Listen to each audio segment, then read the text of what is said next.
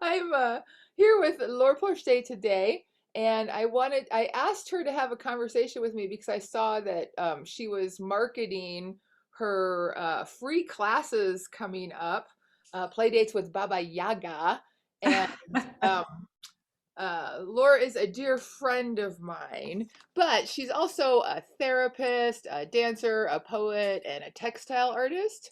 And last year, she started this program called the Moonlit Path, and I wasn't able to do it.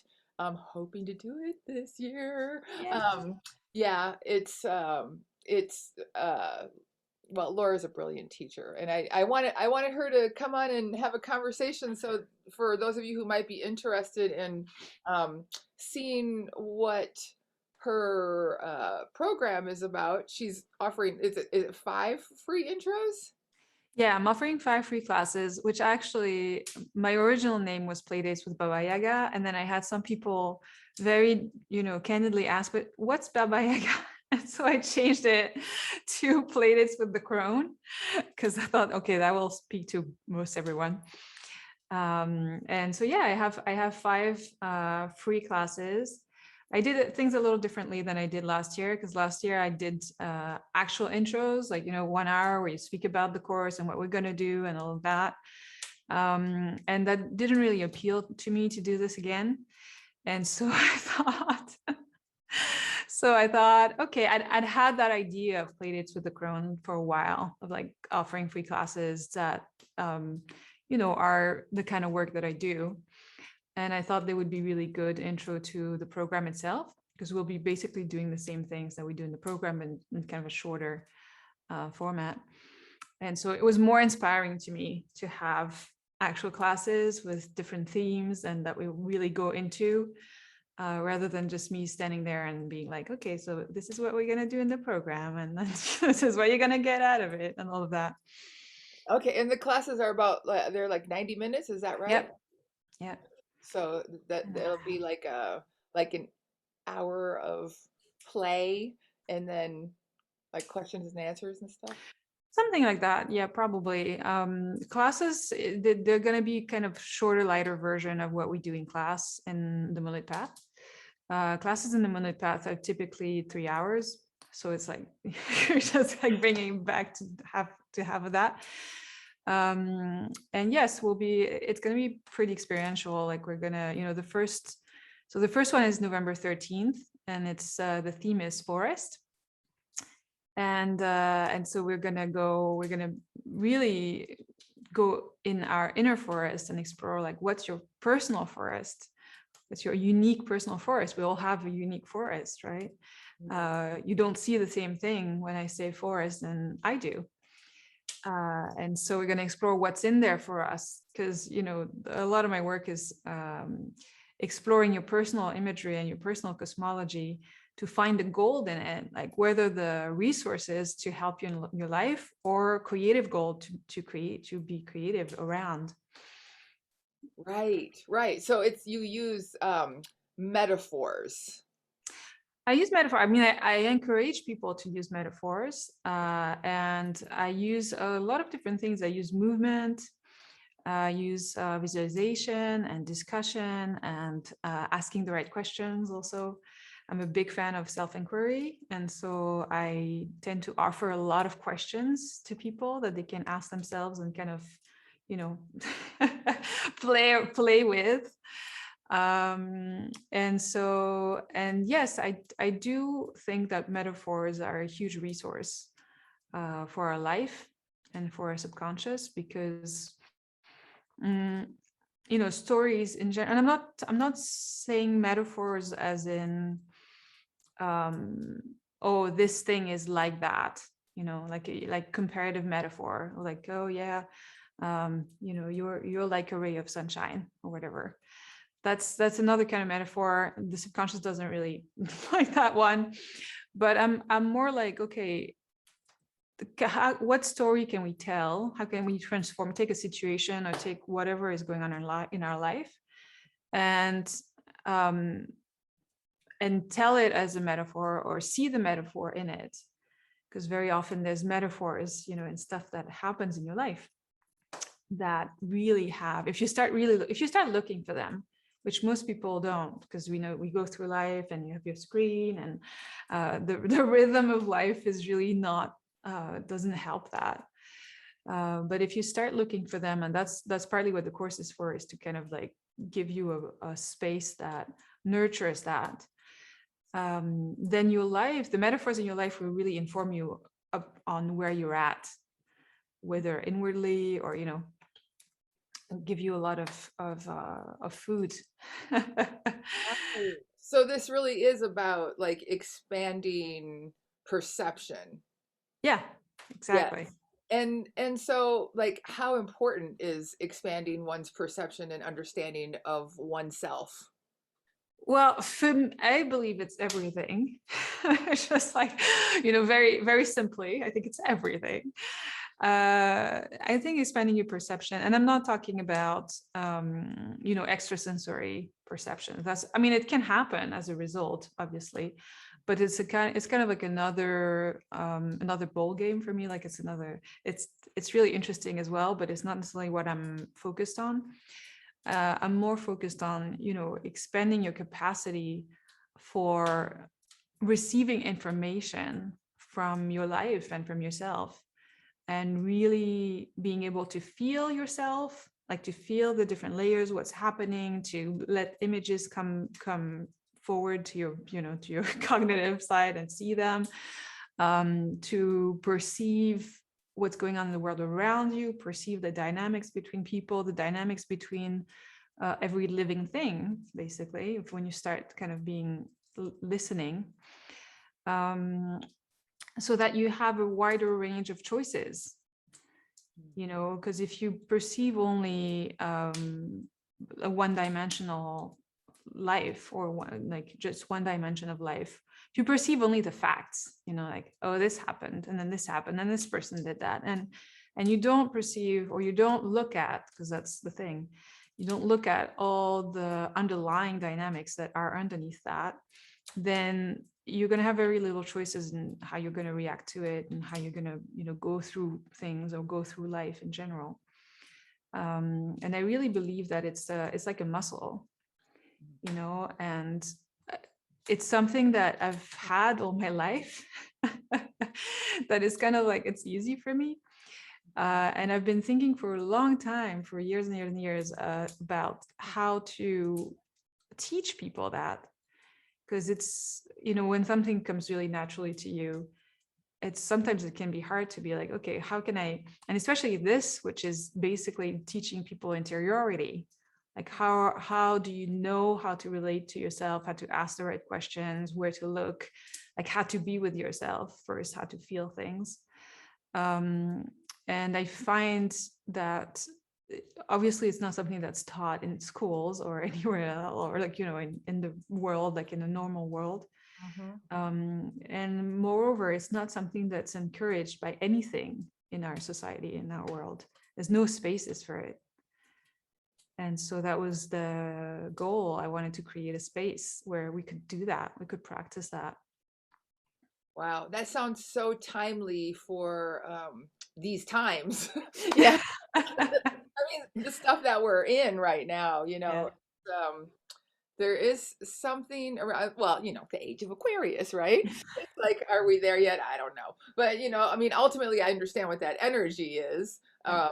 around. It's like, you know, it's being yourself, being individualized in service to the whole, you know, so it's like being your best self as part of a group. And Yeah, but and your thing. that's it. And I mean, and in order to do that, you have to feel yourself, and you have to feel the whole, you know, and that's the point. That's exactly what we're doing in this training. I don't know if it's a training, but in this course, which is we work with our own relationship to universal themes that connects us to the whole of humanity and the whole of the world, and so that we can be in like both dimensions at the same time.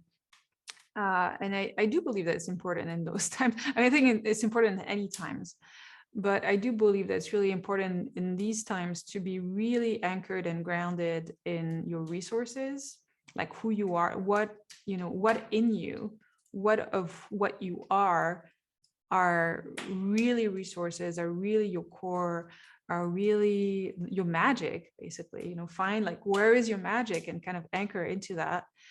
And that's what we do. Yeah, I just have to say, I mean, the classes that I have taken with you are mind blowing. I mean, you have this magic. It's like you open up.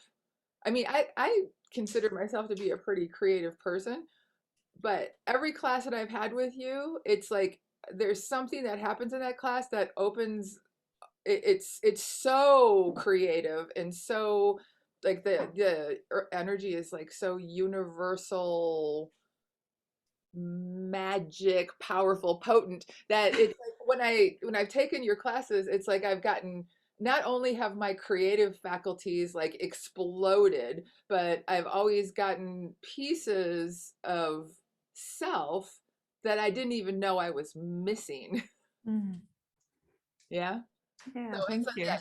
you definitely, yeah, I love your work. That's why I'm so Thank you. happy that you could agree to have this conversation. And like I just, when I saw that you were offering 5 free classes, I'm like, everybody has to know about this. You have to, yeah, and then they can sign up for one or two or three You or sign all. up for all of them. Yeah. I might end up with too many people. I might end up with like 50 people, which would be like interesting because I don't know that, I don't know how that would work.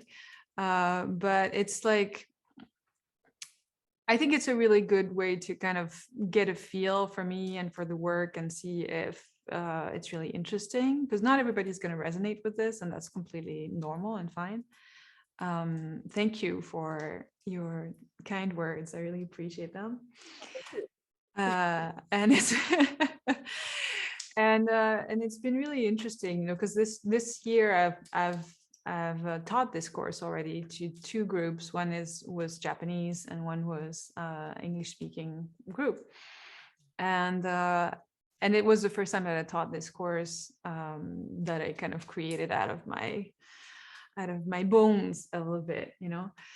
And so I didn't really know if people would take to it, if it would really, what it would bring to them. Because I was pretty confident that it would really bring something to them, but I couldn't really tell what, because it's very different depending on the people, right? Because they find their own resource. So they're not going to find the same things.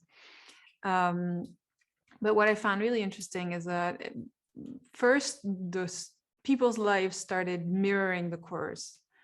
Like whatever we were exploring every month, we have different themes every month.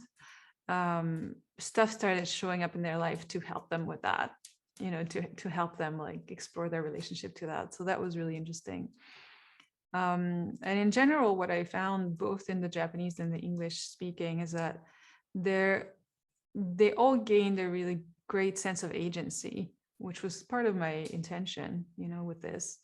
When I say that expanding your perception gives you more choices, that's my point. Like that's what I'm interested in, because I'm interested in personal power. How are you gonna have access to your power and to your ability to manifest in the world, which is also why it's not just exploration for exploration, it's exploration, and then the idea is to translate what you find into creativity, into creations.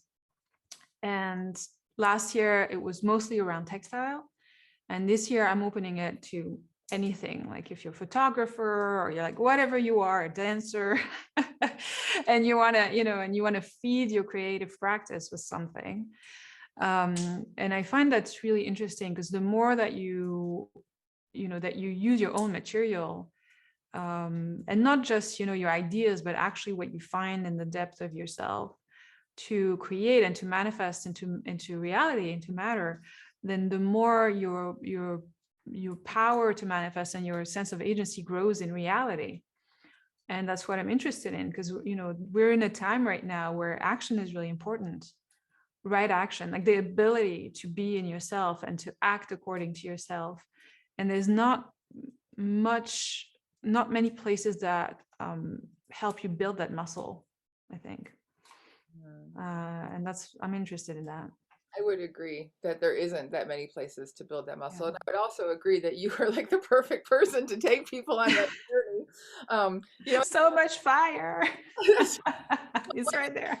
it's like I feel like there's so many things that are coming in right now, but like one of the things, like it's like this work is mythical, right? It's like you're helping people uncover their own myth, like who they are in Right, their yeah. own story, and you know, like what their superpowers are, and what dragons and things are coming up for them, and how to slay them, and then there's like this thing around like everybody does have everything they need, and we forget about like these internal things being such an incredible resource for whatever Mm. we're encountering in life.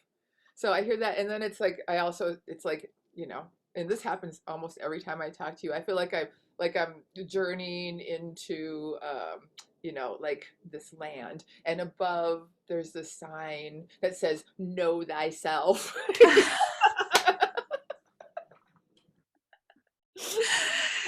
You're the Oracle of Delphi. That's well, that's a possibility. I'm not gonna, I'm not gonna deny that possibility, but no, I agree with that. I think we don't, we forget how powerful we are for one, but we also forget because obviously, this does not replace therapy. If you have trauma, you need to go address that. There's lots of stuff that you need to do in the body, and I'm doing my own things in the body and stuff. But there are two things.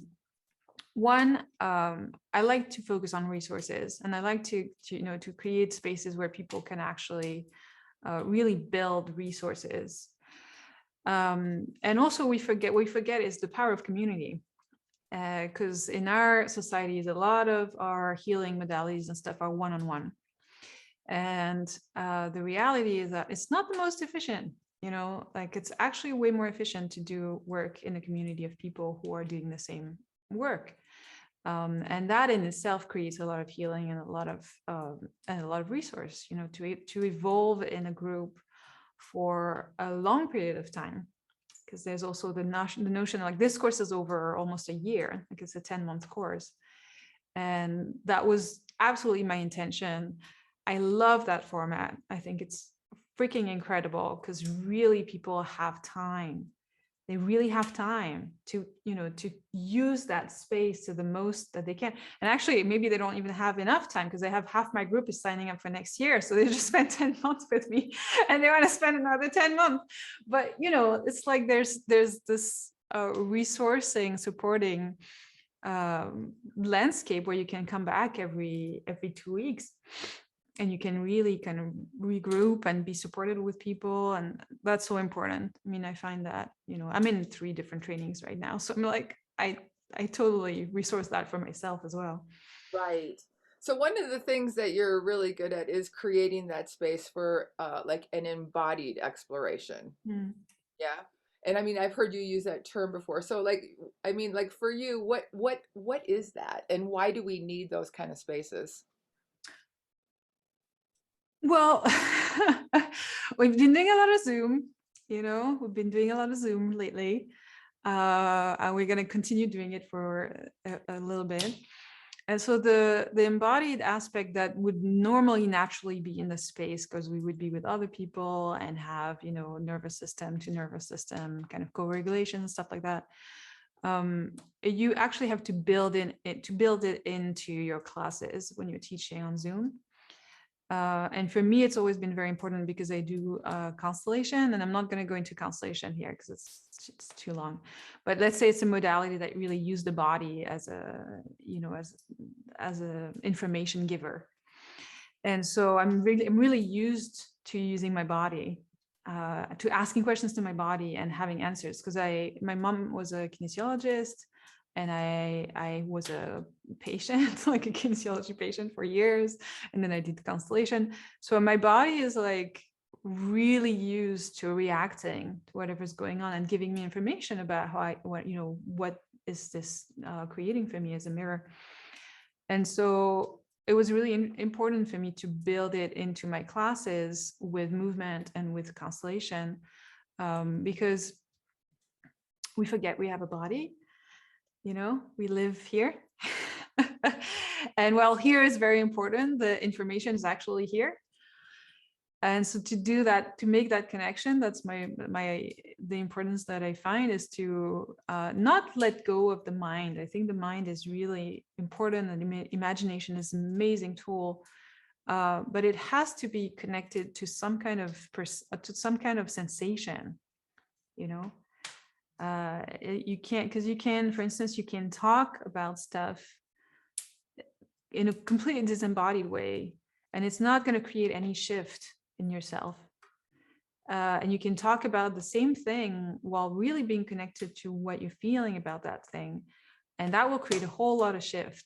You go through emotion and process, and because you do polarity too, so like that cycle of process where you chaos, and then you're activated and you come back down. So I'm a body worker, and I'm someone who works with the body a lot, probably because I had a lot of trouble coming down into my body. And so so now I'm interested in helping people doing that, because like a foundation of feeling well in life is safety, right? We need to feel safe. That's like the basic of our nervous system. And when we're not in our bodies, we feel less safe. And we don't realize that, but it's actually a thing.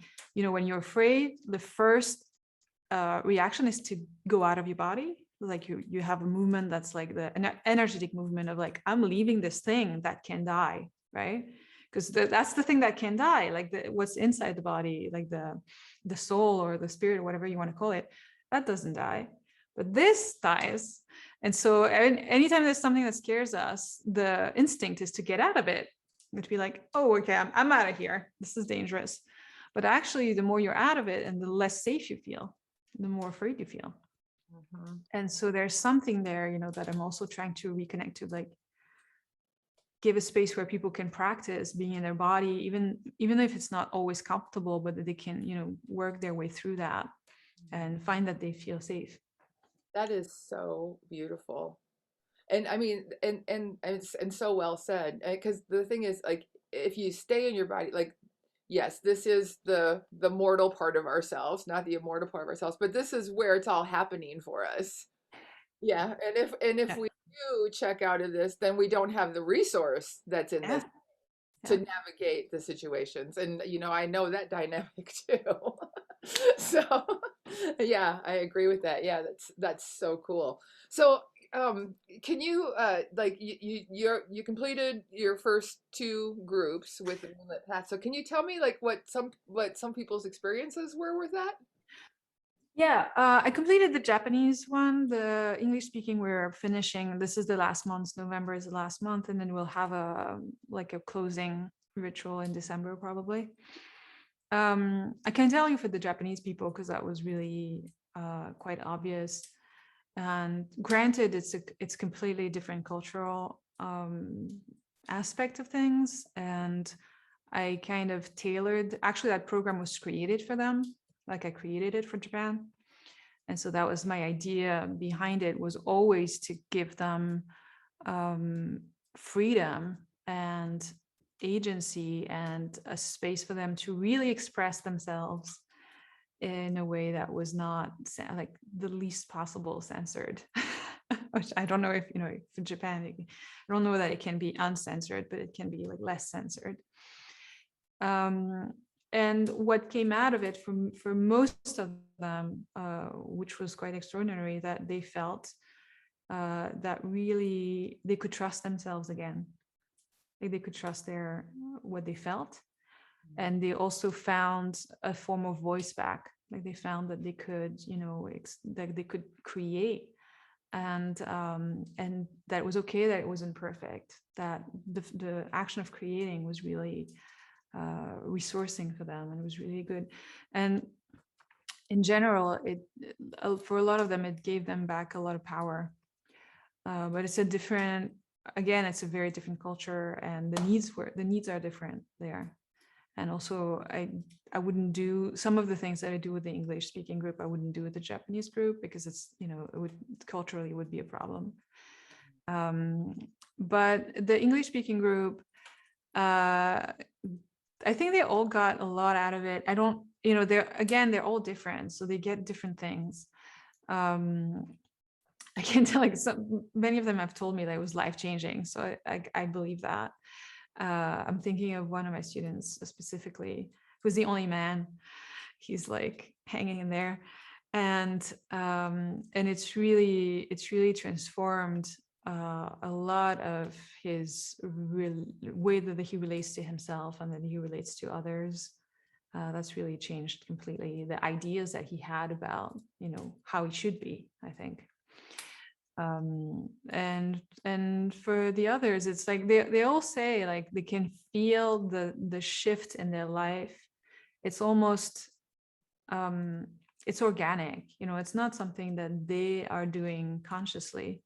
It's just from being involved in the program and asking themselves the questions and doing the work, and things start shifting in their life, in their relationship, and they start feeling more empowered and more resourced, and all of that. And it happens over the time of the period. It's not something where I can say, like, come, go do my thing and you're gonna get this. It's just not that kind of thing, because it's really, we're working with the subconscious. So we're working with, like, the invisible tides that move you, and it's not like you can put up a dam so that you can change the tide. That's not how it works. So, it's like sand banks are shifting underneath, and that's going to shift the water into a different direction. And that's pretty much the color of the testimonials that I get from people.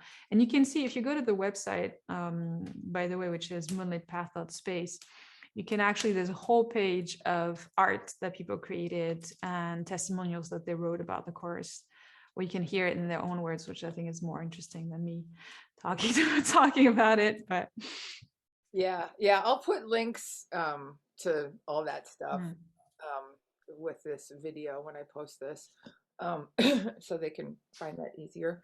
Um, so so these classes that you have coming up, play dates with the crone. I love Baba Yaga, by the way.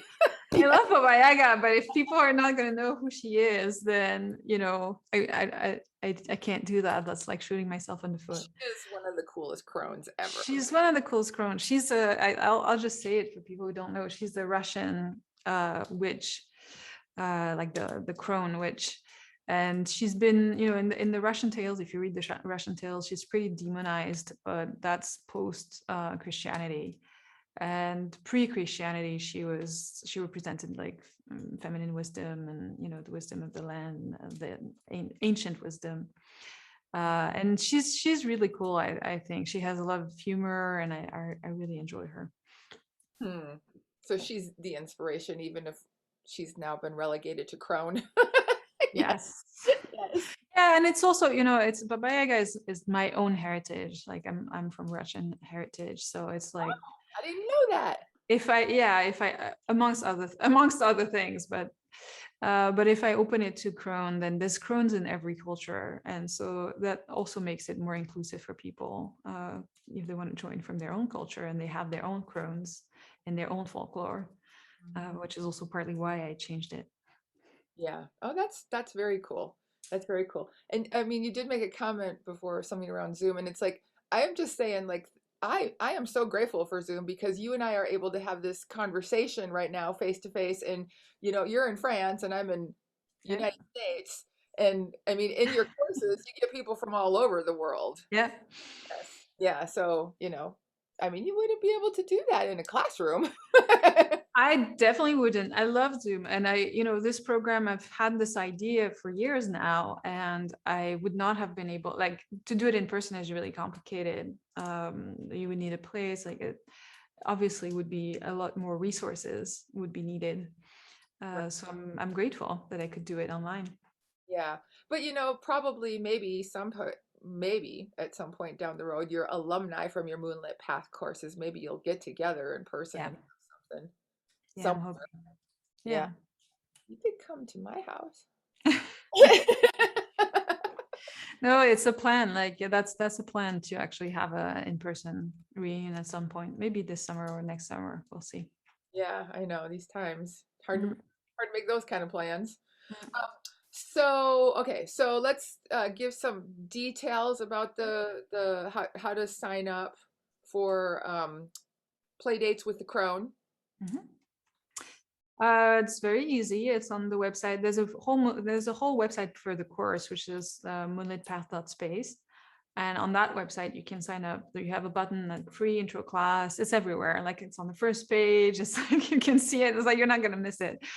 And then you can click on that button, and there you can sign up for all the class. You can, you have a form, and you can select which classes you want to be in, and it can be just one, or it can be all five, or it can be three or four. And you've got one coming up. You have one in November 14th is the forest. November 13th is the forest, and it's at 10 a.m. PST. And then I have second one is Moon, and it's November 27th, I believe. And then I want to say December. I don't want to say the wrong dates. But the next ones are Shadow, Heart, and Thread. And I think there's one in December and two, or there's two in December and two in February, I think, something like that. Yeah, so it's spread out over It's time. spread out. And the course itself, there's an early bird registration until December 31st. Okay, and So when does the course start? Moonlit Path course. February 20th, I think. So it's going to start right after the end of the free. Yeah. Yeah. The last class is like the week before, or the week before, I think. Okay. All right. So I also you also have like you just launched a really amazing podcast, Yeah. which I love. You don't Thank have a you. lot of episodes yet, but it's uh that also kind of can give people a little flavor for your Mm. Moonlit Path thing. And the podcast is the Moonlit The Path. Moonlit Path. Yeah, it's the Moonlit Path podcast, which is also an idea that I've had for a long time. So I'm like basically I'm manifesting everything this year. And it's something I've wanted to do for a long time, which is a podcast about stories and healing, and like how stories are important in our lives, and the role that they play. And it's also it's a way to also feel who I am. So there's some episodes that I talk about that where I'm alone, and then it's usually one out of two. Like I have one episode where I'm alone, and then one episode where I'm interviewing someone. Um, and it gives I think it gives a good general idea of my style. If you want to know, if you want to come and study with me for 10 months, listen to the podcast, and maybe you'll have a sense of yes or no. Right. Okay. And they can find that the Moonlit Path Everywhere. anywhere where you. Spotify, Apple Podcasts, it's on everywhere. And actually, there's a new episode coming up tomorrow about family stories and myth and how they shape us. Oh, Yeah. perfect time of year for that. Yeah, that's right. Yeah. Yeah. All right, Laura. Well, I thank you so much for taking this time to chat with me. I am Well, thank you for inviting me. very excited about your free classes and your course. So, yeah, so I'll get the links for everything and post it with this video if anybody wants anything. And then also if they have any questions, they can reach out to you on your website. Yeah, Yes. yeah. All right, Yeah, cool. they can reach out to me either through the Moonlit Pass website, or I also have a personal website, which is laureporche.com. Very easy. Okay. All right. Well, you make it sound very easy. Yes. Young people and technology. Yes. I'm sure you'll post all the links underneath this. And then if I post the video, I'll also post the links underneath. Yes, yes, I will. All right. Well, thank you so much, and I will see you soon. Yes. You. Thank you.